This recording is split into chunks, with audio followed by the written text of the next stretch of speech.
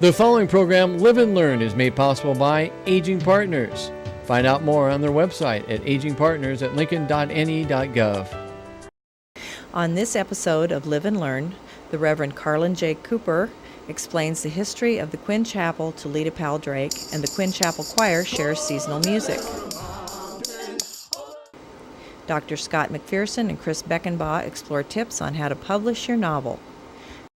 Houston Doan and Marlene Lund discuss the options available when purchasing long-term care insurance with Sam Truax. And Gwen Meister and Bill Beamer share mountain dulcimer music with Dolores Lintel.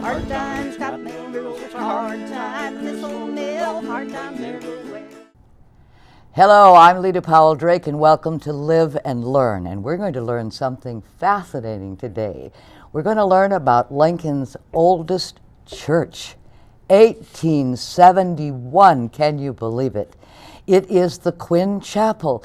You know, I have driven by that at about on C Street, about what is the address, Carla? 9th and C. 9th and C. I've driven by that and always wondered what that unique, I thought, what is that? Now we know, and we're going to learn more about the Quinn Chapel today. This is the Reverend Carlin Cooper, and you have been now with the Quinn Chapel for almost 10 years. Absolutely. One of the longest. Tell us about the history of this fascinating place. Quinn Chapel was founded by Bishop Paul Quinn, who was one of our first bishops of the African Methodist Episcopal Church, which has its origins in 1787. 1787. In Philadelphia. Yes. Now, explain the AME, African Methodist Episcopal. That seems almost contradictory in some ways. Exactly. African has its historical roots with our founder, Bishop Richard Allen, who was a freed slave. Methodist is our polity, and Episcopal is our form of governance. So we are, it was a liberation movement, one of the first oldest civil rights movements. Richard Allen was discriminated against at the Methodist Episcopal Church, at St. George's Methodist Episcopal Church, for praying at the altar.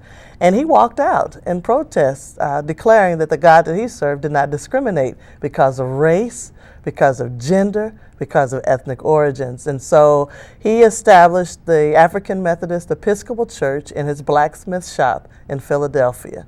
And that's where it all began. And so to come to Lincoln then and think about this, 1871, that's only 4 years after Nebraska became a state.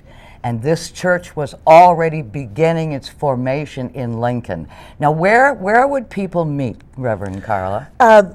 Early on, there's this concept called house churches, and so the original founders of Quinn Chapel would meet in various members' houses until they became a more vibrant congregation, financially, spiritually, and able to move into a physical building. So the house church movement was originally the way congregations started. And so that's how Quinn Chapel received its origins as well. Well, now, there seems to be a great emphasis on music in your church. Mm-hmm. Can you explain the evolution of that and how that all came about? The voices in the African American tradition, or the black church tradition, we have two major pieces that are part of our worship experience. And the first is the preaching. To preach the word of God, the liberating gospel of Jesus Christ, to undergird that with the worship music. And the music is very instrumental in that it ushers in a spirit of freedom, of expression, freedom to worship and praise God in spirit and in truth, that also is uplifting, encouraging, moving, convicting, and that supports the liberating gospel of Christ. Well, now, is it old-time gospel or more contemporary as times have changed? What's so contradictory about the African Methodist Church is that we also have anthems, we have hymns, we have spirituals, we have gospel. So on any given Sunday at Quinn Chapel, you will experience the genre of music from basic hymns to the most contemporary gospel music that's prevalent today. I love the vibrancy, the energy that is shown. You know, I visited your church, and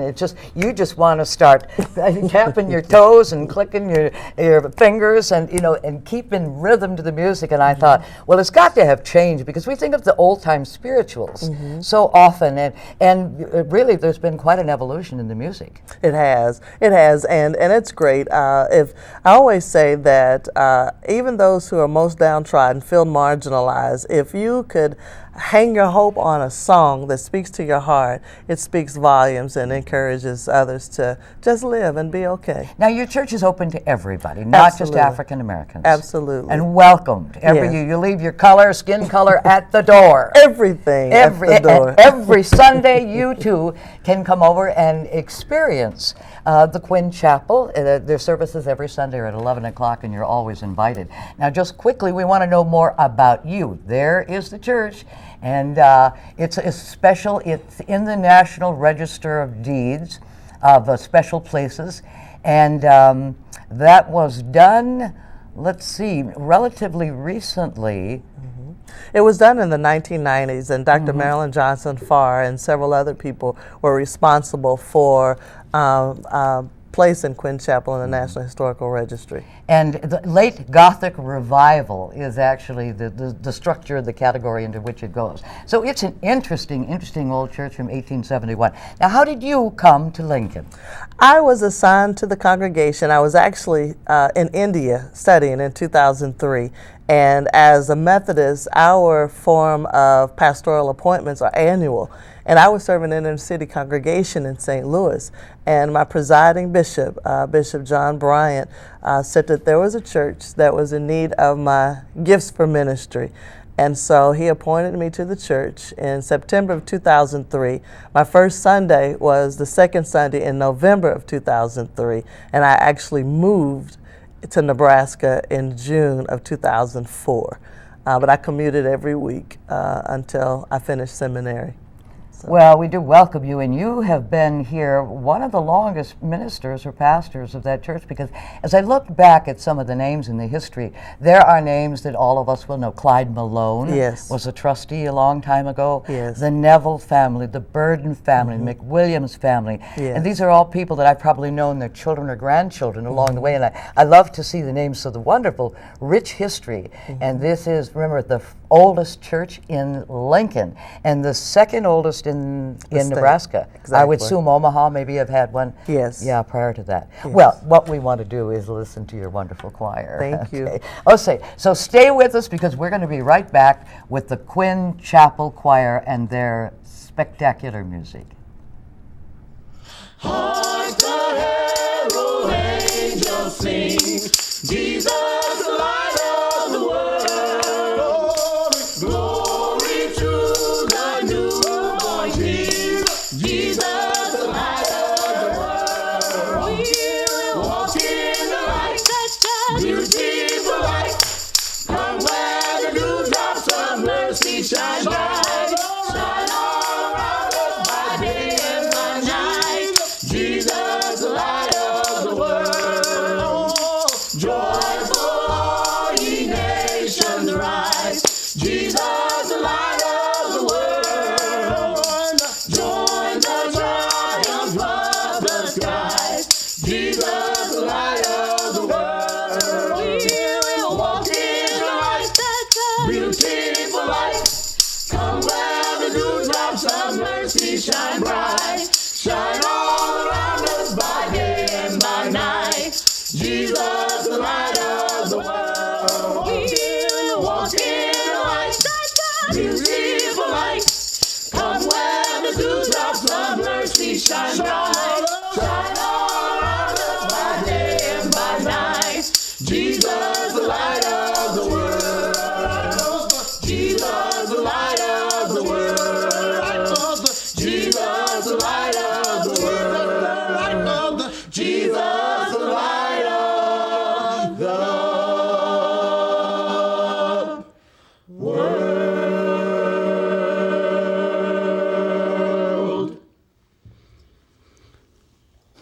Doom, dum, dum, ba, doom, doom, doom, doom.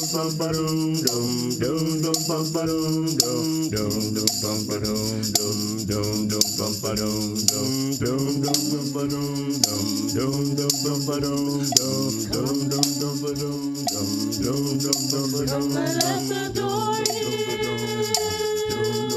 Kneel down before Him. Worship and adore Him. Come,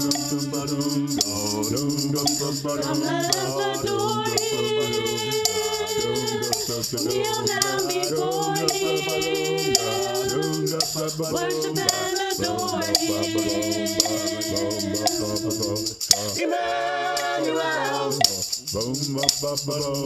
Emmanuel, and we will praise His name forevermore. Emmanuel, we lift up the name of Jesus. Emmanuel, we call His name Emmanuel. Emmanuel, we sing hallelujah, thank you, Jesus. Emmanuel, yeah.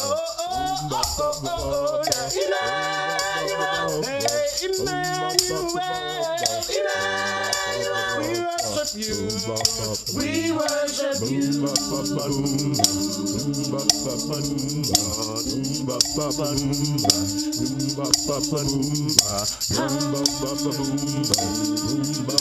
Come, let us adore Him.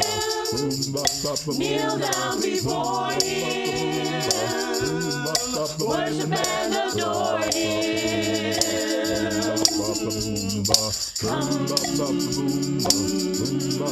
Come, let us adore Him. Kneel down before Him. Worship and adore Him. So we call His name Emmanuel.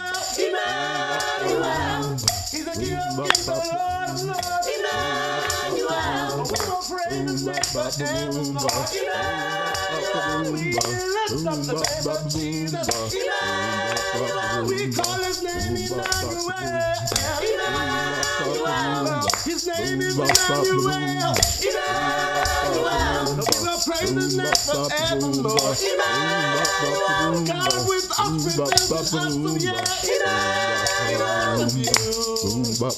We worship you. We worship you. Go tell it on the mountain, over the hill and everywhere. Go tell it on the mountain that Jesus Christ is born. Go tell it on the mountain, over the hill and everywhere. Go tell it on the mountain that Jesus Christ is born. Tell it, come on and tell it, yeah. Tell it, Jesus, tell it, all over the world. Tell it, come on and tell it, that Jesus Christ is born. While shepherds kept their watching, or silent flocks by night, behold, throughout the heaven there shone a holy light. Oh, tell it on the mountain, over the hills and everywhere. Oh, tell it on the mountain that Jesus Christ is born. Oh, tell it on the mountain, over the hills and everywhere. Oh, tell it on the mountain that Jesus Christ is born. Tell it, come on and tell it, tell it, oh, tell it, come on, tell it, right now, tell it, that Jesus Christ is born. Down in a lowly manger, the humble Christ was born, and God save us salvation, that blessed Christmas morn. Go tell it on the mountain, over the hills and everywhere. Go tell it on the mountain that Jesus Christ is born. Go tell it on the mountain, over the hills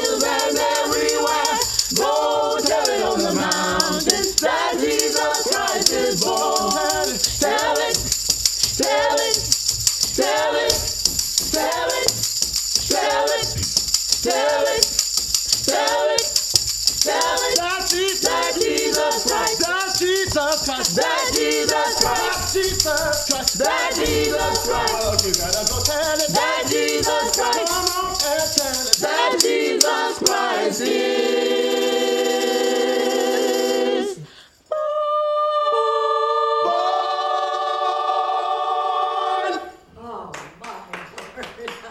Oh, your energy is infectious. Wasn't that a delight? Thank you.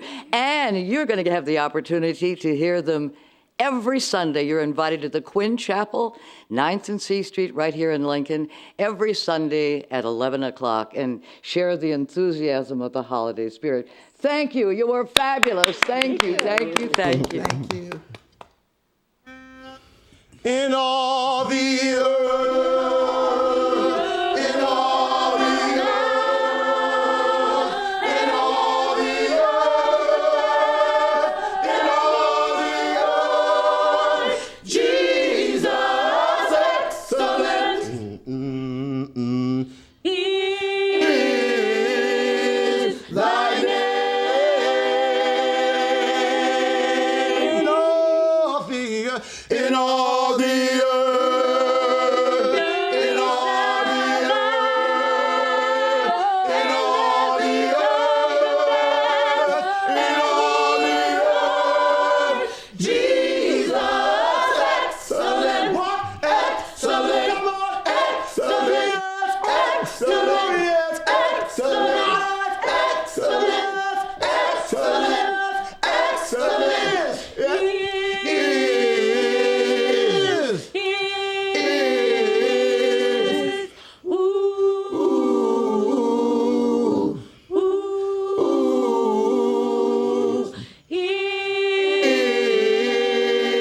thy name.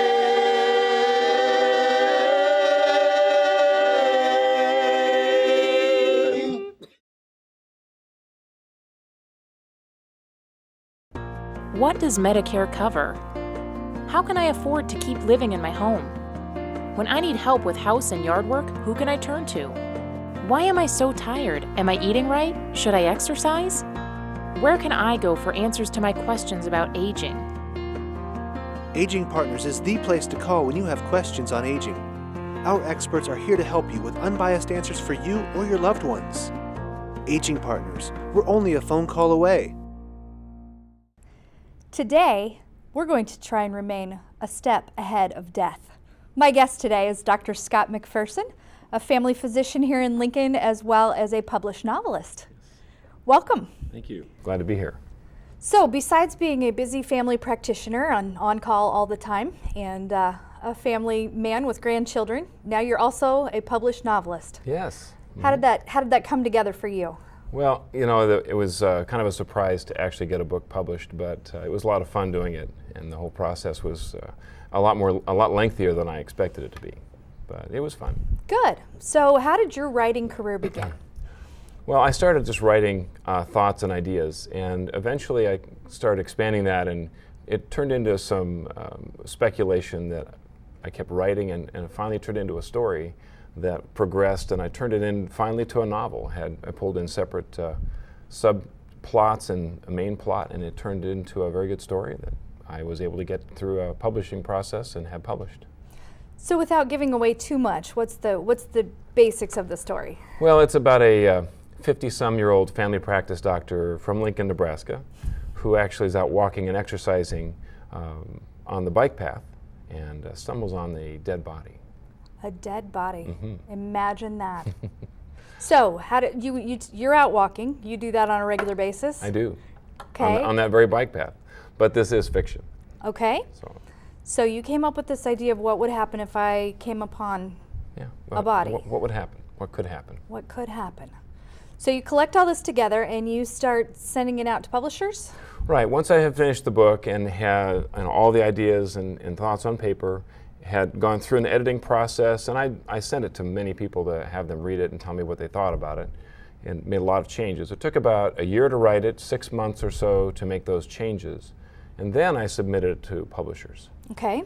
There's a book called The Writer's Market, and it is published each year, and that book has all the publishing companies in the United States listed in it, and they list them by genre, so you can you pick the ones that have fiction or that write romance or whatever. You can choose the one that you want to work with, and then it's sub-indexed, so you can kind of pull out a list of those.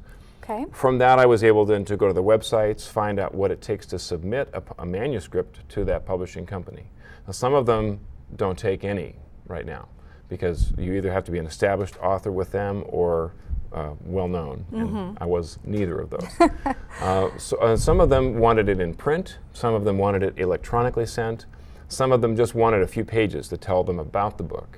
That was actually the hardest, because trying to describe a 450-page or 500-page book in a few pages or even a few lines is not easy to do. I'm sure that's true. So once I had narrowed it down to maybe 20 to 30 publishing companies, I started the submission process, sent the information to those various companies. I have a few rejection letters right away, and then a long time with nothing. And so I started thinking about self-publishing.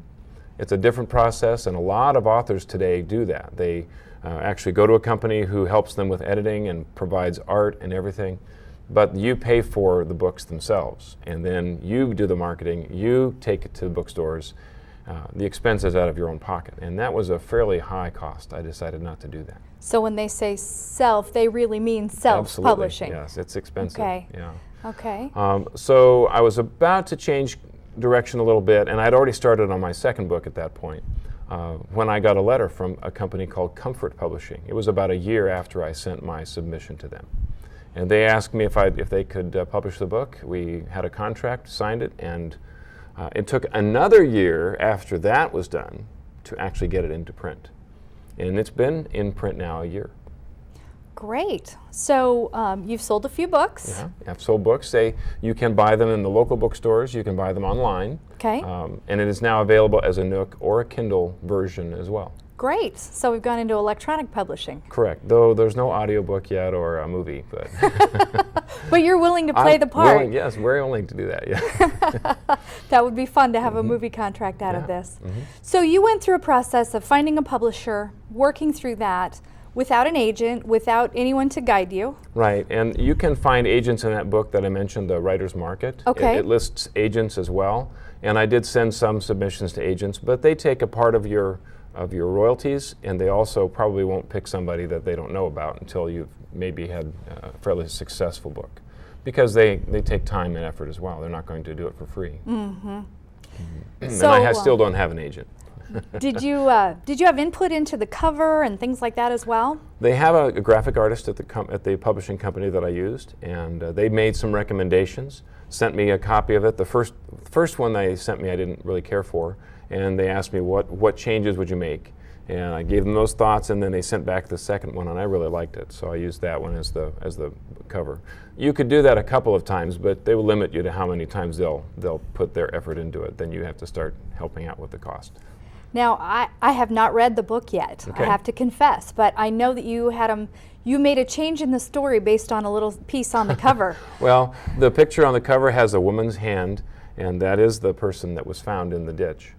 And in the picture, they had this very nice ring, and I decided that ring should stay. It wasn't in the book, but I entered it into the book after I saw the picture. Excellent. Well, that's kind of a neat way for the visual and the story to come together. Yeah. You mentioned you're on to book 2, is that right? Yes. The second book really is a prequel. The same character, but it's 20 years earlier. And in that book, he is a missionary in Africa. I still haven't heard from the publishing company yet if they're going to publish it. I'm waiting. Hopefully that will be a decision they'll make soon. That would be great. And I know that you've had that experience, so that was, was comfortable for you to write about. Well, it does make a difference if you know something about the subject about which you're writing. And that's why I have written about a doctor. That's why I've written about a missionary. That's why I've written some other things, although I can't say I know anything about murder. Well, I'm certain our viewers will be glad to hear that, especially those that see you as their physician. Yes. Except what I've read. Okay, okay. What would you share with our viewers about going through this process? I think that the main thing is just do it with the idea that this is enjoyable. I didn't do it with the idea that I was going to make anything out of it or that I'd use this as a source of income, but just as a process that I have enjoyed, and it's been fun. Yeah, it's been interesting to see how many books sell. It's also fun to go to a book signing and have people tell you that they like your book and sign a book and author, that you're the author of the book. But that's probably the main thing, is enjoy it. If you don't enjoy it, you aren't going to continue it. And write about something that, everybody has a story. Mm-hmm. You can take what you know and fictionalize it, and that can turn into something very good. Good. So the process is just start writing and then get it out there and keep working through it. Yeah, I did try reading a book about how to write, and I couldn't continue because it wasn't the way I wrote. That was not helpful to you at all. No. Wow. Scott, we wish you well. I know you're still serving the military. Yes. And what branch are you in? I'm in the Air National Guard. Okay. And I serve here in Nebraska at our Guard base in Lincoln. Well, thank you much for your service to our country. Thank you. And congratulations on publishing that first one. We'll hope that second one gets out of the can soon. Very good. Thanks. That'd be great. Thanks for being here today. Good. Glad to be here. And Live and Learn will be right back. What does Medicare cover? How can I afford to keep living in my home?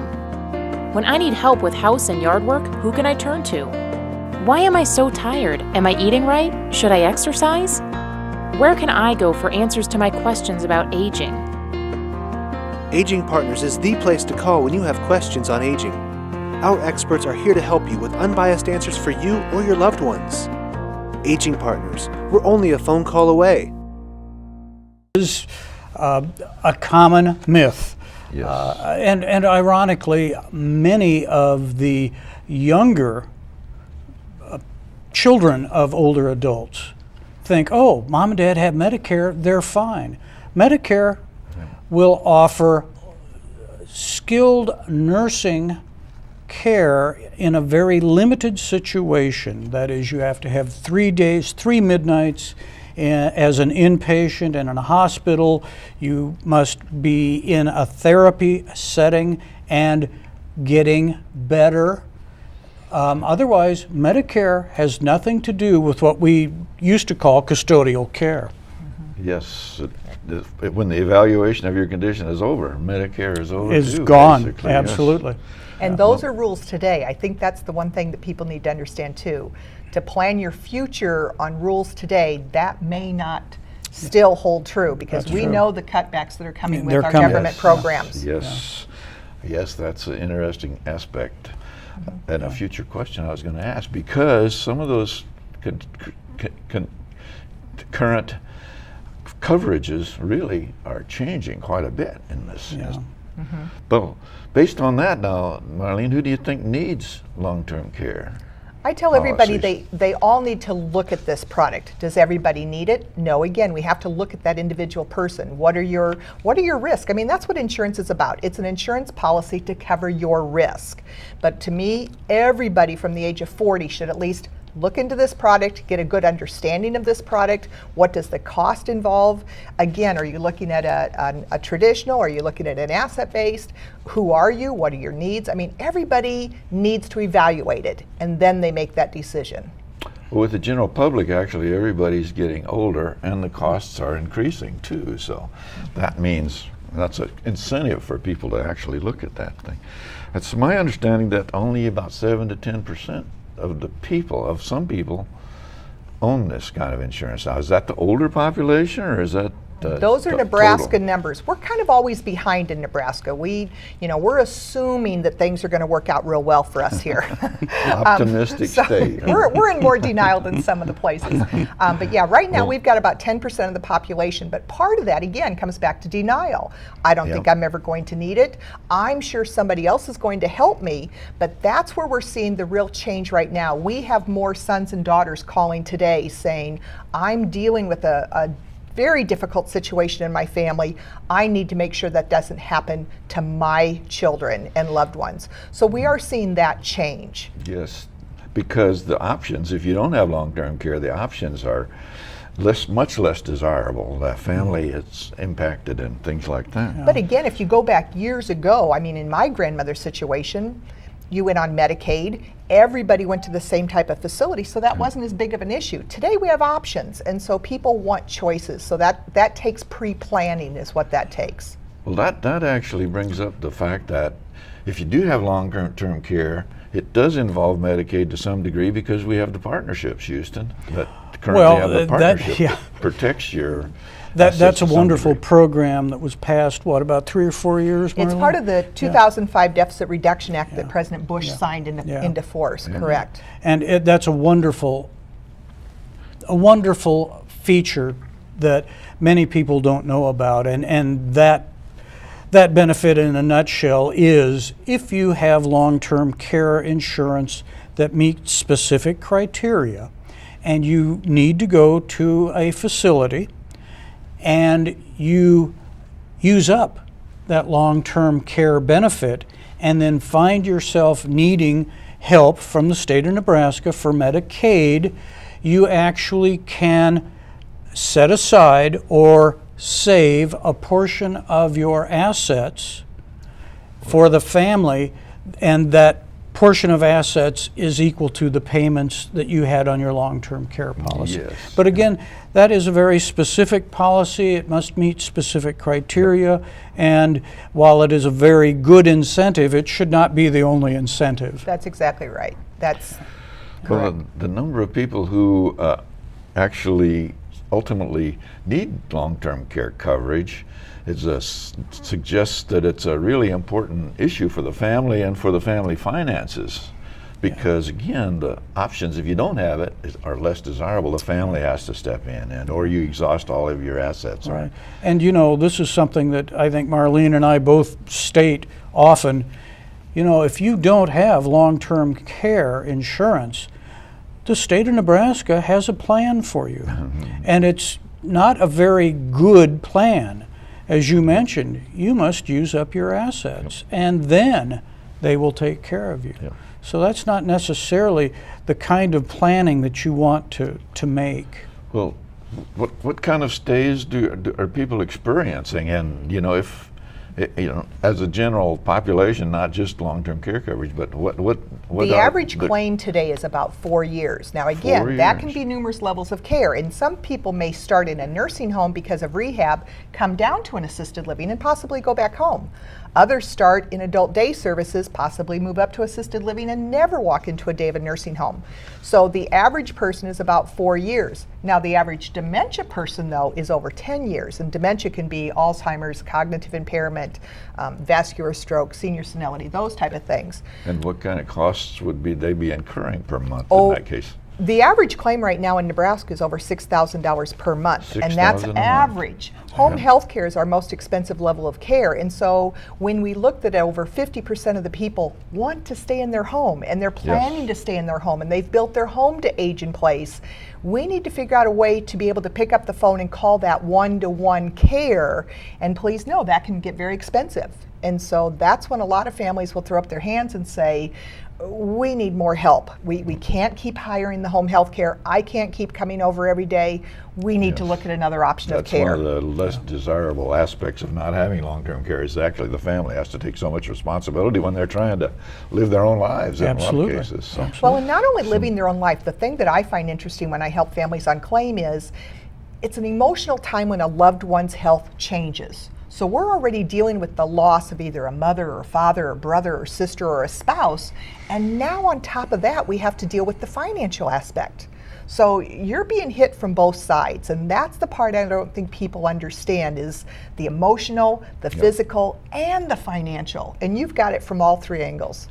Some of our viewers may feel that they're a little too old to actually talk to anyone about long-term care insurance, Houston. You're never too old to talk. Absolutely. I can even talk. Well, yeah, we should sit Sam down. Realistically, the best time, and I think Marlene would agree, the best time to look at long-term care planning is the younger the better. But that doesn't preclude anyone from sitting down and taking a good hard look at their needs and their wants. And I think Marlene made a great point. It's hard for most people to visualize aging, but when you age, you need to figure out where you want to age. And 99% of the people I talk to want to age at home. Yeah, at home. So even if a person gets to an age, because I will tell you with the long-term care policies, there are age limits. But that doesn't mean that somebody who's 82 or 83 should not still sit down with their family and somebody that can help guide them and say, what are your plans? So that they can have that discussion before the fire hits. Because now we've got a plan of action. Well, that's why actually people should contact experts like you two and others, and actually, because it's so individualized, the needs of the family and the resources of the family, and so Absolutely. We believe we'll have your numbers on the screen here from time to time, so that'll be for you, but there's many people that actually they could talk to. Well, there are many good agents, but again, I encourage my clients that come to the Aging Partners to talk to someone that specializes in long-term care. And I don't mean to diminish the agents that are in the field, because they all work hard and they all have a good knowledge of the products, but quite candidly, there are so many options. That's why actually Aging Partners is a very good place to get assistance with your long-term care questions and others, but they're not a provider of insurance, whereas Marlene's operation actually does provide insurance as well as national exposure to the industry. Yeah, education. And that's one nice thing. Yes, I am kind of a neutral party that people can come and sit down and talk about should I and is this and whatnot. I would like to thank my today's guests, Marlene Lund of the Lund Insurance Agency and Houston Doan of the Aging Partners Office in Lincoln. Live and Learn will be back in a moment. What does Medicare cover? How can I afford to keep living in my home? When I need help with house and yard work, who can I turn to? Why am I so tired? Am I eating right? Should I exercise? Where can I go for answers to my questions about aging? Aging Partners is the place to call when you have questions on aging. Our experts are here to help you with unbiased answers for you or your loved ones. Aging Partners, we're only a phone call away. Welcome back to Live and Learn. I'm Dolores Lintel. Occasionally we have the rare opportunity of finding someone who has a unique hobby or a special interest thing that they pursue, and we are very fortunate to have Gwen Meister and her husband Bill Beamer, and they are going to entertain us with the mountain dulcimer. So we'll start, Bill, with just a little brief history, if you would, about the mountain dulcimer and how it came to be popular in the United States. The mountain dulcimer is actually the American Appalachian dulcimer that I play is a derivative from European instruments. If you go back in 1600s, you would find in some of the northern countries like, Finland and Scandinavia, the Langlick and the Langspiel, and if you went to Italy, you would find something called the Epinette, and France had an instrument, Germany had. But the mountain dulcimer, and as you're going to see later, it's really a simple instrument. It's just a box with strings stretched over it. And unlike a guitar or a fiddle or something that has a big unsupported neck that you need some very fancy woodworking tools to make, anybody could make a dulcimer-like instrument. And that's why they popped up all over the place. If you go to Japan and China and Vietnam, you'll find some similar instruments. Again, just a long box with strings stretched over them. It's easy to play, but you can do some very fun things with it. So it's an ancient instrument that has kind of developed in different variations in the different countries around the world. Yeah, and every country has their own tuning style and their own scale length and different stuff. So what makes the sound of the dulcimer different? Different instruments have, different body sizes, different widths, different scale lengths and stuff. Okay. So it all depends on how the instrument is constructed, and and it develops its own sound from the body of the vehicle. Okay. And I like it because it's It's fun, it's simple, it's easy to play.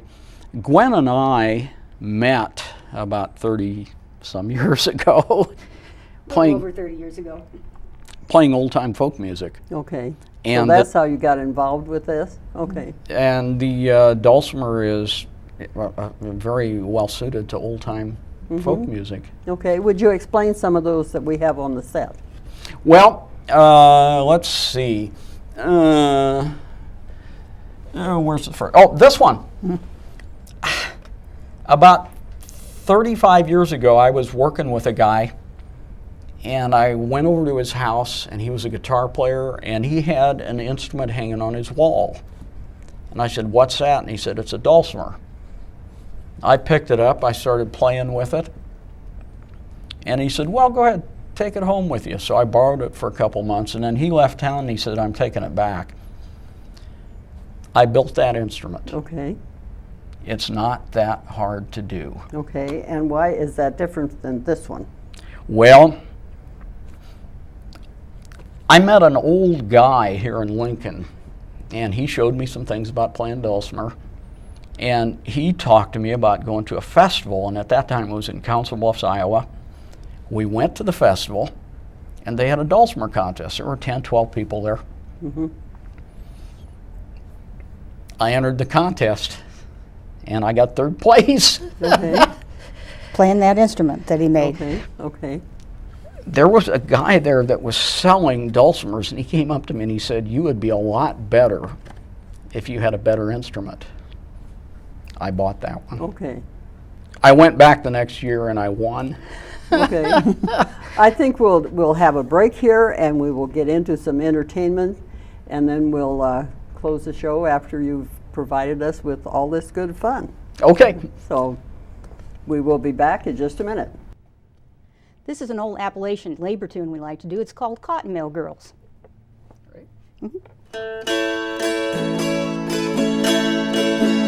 I worked in a cotton mill all my life, ain't got nothing but a barlow knife. Hard times, cotton mill girls, it's hard times everywhere. It's hard times, cotton mill girls, it's hard times, cotton mill girls, it's hard times in this old mill, hard times everywhere. Oh, when I die, don't bury me, don't just hang me up on the spinning room wall and pickle my bones in alcohol. It's hard times everywhere. It's hard times, cotton mill girls, it's hard times, cotton mill girls, it's hard times in this old mill, hard times everywhere. Play it one time.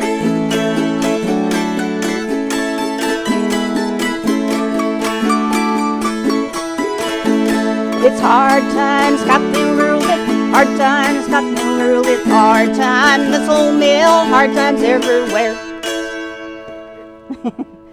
Okay. All right. We're going to do, what was the next one? What was the next one we're going to do? We're going to do a song that I wrote. So I might as well introduce it, I guess, too. And Gwen's a folklorist, and in researching songs that were written in and about Nebraska, she came up with the conclusion that most of them were complaining about the weather. Yeah, so I wrote this song, and it's in the tradition of other Nebraska songs. It's called Nebraska Weather Report.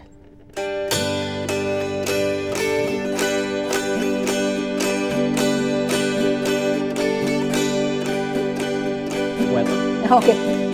Well, whether foul or weather fair, always some front lurking there. Never boring, never dull. We're suspicious of the law. In Nebraska,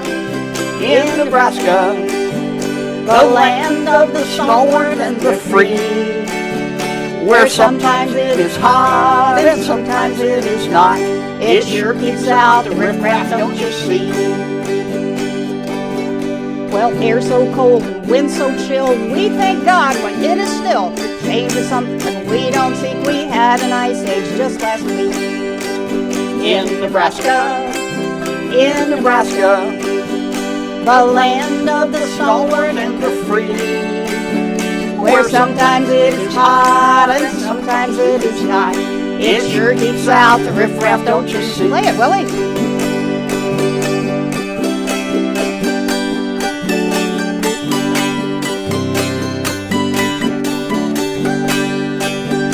Well, in 85, it rained so hard I found a whale in my backyard. 86, as I recall, it never even rained at all. In Nebraska, the land of the stalwart and the free, where sometimes it is hot and sometimes it is not. It sure keeps out the riffraff, don't you see? Well, in 94, I heard it said our major crop was Go Big Red. 96, it rained so long I had the time to write this song. In Nebraska, the land of the stalwart and the free, where sometimes it is hot and sometimes it is not. It sure keeps out the riffraff, don't you see? From Nebraska, out of Nebraska, the land of the stalwart and the free, where sometimes it is hot and sometimes it is not. It sure keeps out the riffraff, don't you see? And that just leaves the best for you and me.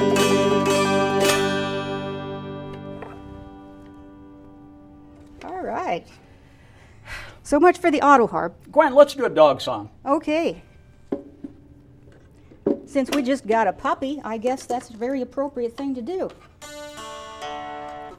This is probably the most famous of all dog songs, called All Old Blue. Now, some folks think that this is a toy. And, you know, for a lot of folks it is a toy. It's something kids play, and old grandpas make them for kids. And we've seen some in antique shops and stuff, and some of them are made out of tin, and a lot of the old ones from 30, 50 years ago. As a class, they're called lumberjacks for obvious reasons. A lot of them were like blackface sort of things, but we found the four-legged variety is pretty neat, and so we're going to do Yeah.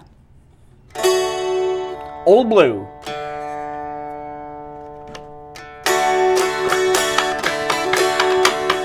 Well, I had an old dog and his name was Blue. I had an old dog and his name was Blue. I had an old dog and his name was Blue. I bet you $5 he's a good dog too. Singing my old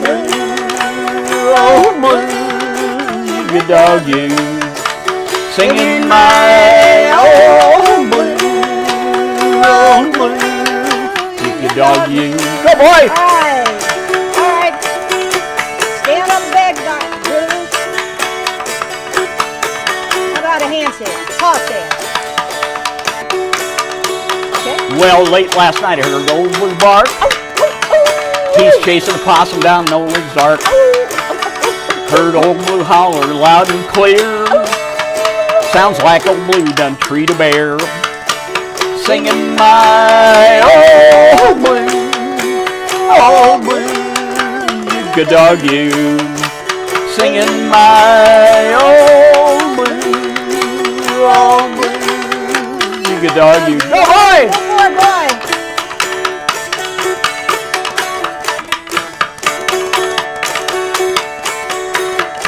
Roll over. Show off. Singing my old blue, good dog you. Singing my old blue, good dog you. Think about Blue. All right. That's television. We're gonna do something a little bit different now. This next instrument that I've got several dulcimers here. But this one is probably the most unusual that I've got. It's a double dulcimer. It's an Appalachian courting dulcimer. And the story on these things is that back in the Appalachian area, put yourself back 100 years ago, it was a very strict, conservative, religious society, and folks it didn't have electronics, no TV, no radio, nothing like that. They had to make their own music. So a lot of them played dulcimers and fiddles and banjos and stuff. The rule was that young people that were dating or courting had to be chaperoned. So there had to be a grandparent or a parent or an older sibling or something when the two young kids were together. And there was one exception to that rule, and that is if they were playing the courting dulcimer, the parents could be in the house, and as long as they heard both parts of the dulcimer being played, they knew the kids weren't up to nothing wrong. Yeah, so they could be sitting out on the porch by themselves. Now, I've told, some folks think this is really pretty strange, but I got to tell you, there's nothing better. I'm sitting here, I'm gazing into the face of a pretty girl, we're touching knees, we're singing harmony, and occasionally our hands brush. That's the best date in the world. Let's do gold watch and chain. Okay, sure. And I will pawn you my gold watch and chain, love. I will pawn you my gold diamond ring. I will pawn you this heart in my bosom. Only say that you love me again. Take back all these gifts you have given, a ring and a lock of your hair, and this card with your picture upon it. It's a face and it's false, don't despair. And I will pawn you my gold watch and chain, love. I will pawn you my gold diamond ring. And I will pawn you this heart in my bosom. Only say that you love me again.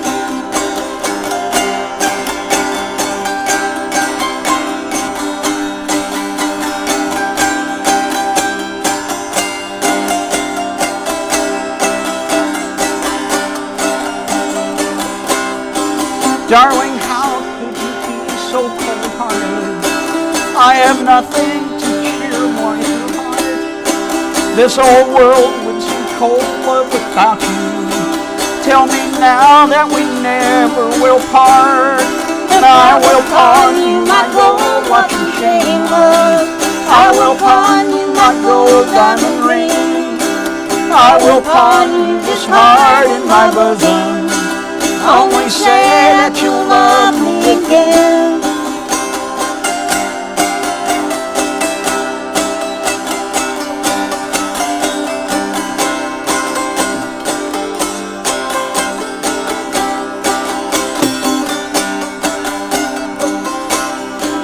There's a white rose that grows in the garden. It grows like the love in my heart. It came out on the day that I met you. It will fade on the day that we part. And I will pawn you my gold watch and chain, love. I will pawn you my gold diamond ring. I will pawn you this heart in my bosom. Only say that you love me again. Only say that you love me again.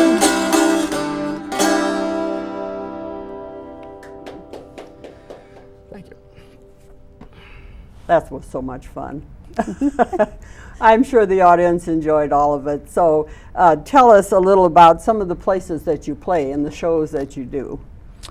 We play at some of the local coffee houses, and we also perform a number of times a year for the Nebraska Humanities Council. Okay. We're on their speakers roster. We do a program. It's a lecture and performance demonstration. Mm-hmm. And we do old-time folk music and dulcimer music. We do a couple different programs.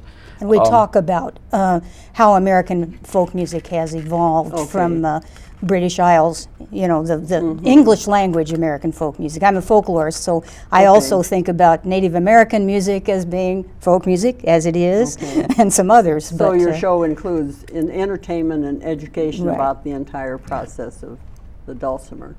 Well, I want to thank you both so much. I think this has just been a delightful thing to do.